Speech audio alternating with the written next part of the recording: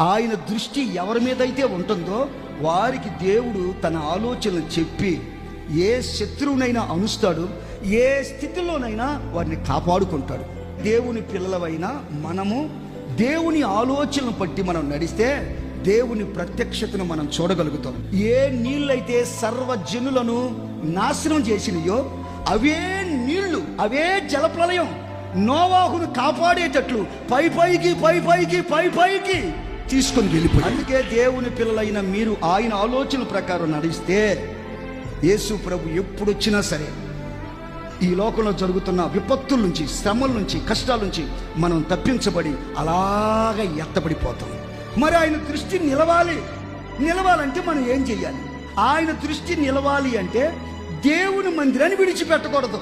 ఏ ఇబ్బందుల్లో ఉన్నా సరే. మరి హన్నాకి ఇబ్బంది వచ్చినప్పుడు హన్నా ఎక్కడికి వచ్చింది? హిజ్కియాకు కూడా కష్టం వచ్చింది. ఎక్కడికి వచ్చాడు? దేవుని మందిరానికే వచ్చాడు.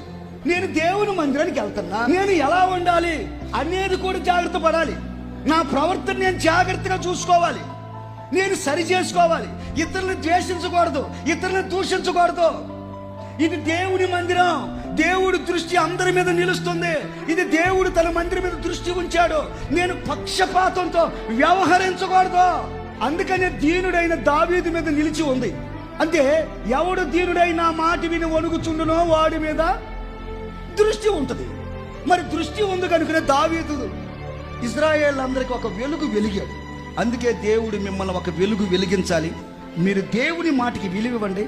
ఏదైనా పొరపాటు నుండి సరి చేసుకోండి. దేవుని వాక్యానుసారంగా జీవించండి. మీ బ్రతుకులు ఆశీర్వాదకరంగా ఉంటాయి. ఆయన దృష్టి ఉండాలి అంటే మీకేముండాలి? భయభక్తులు ఉండాలి.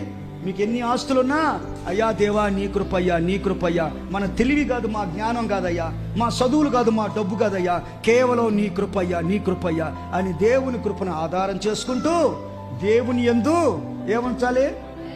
భయము, భక్తి ఉంచాలి. సఫల కొడుతూ దేవుని మహిమ పడతా.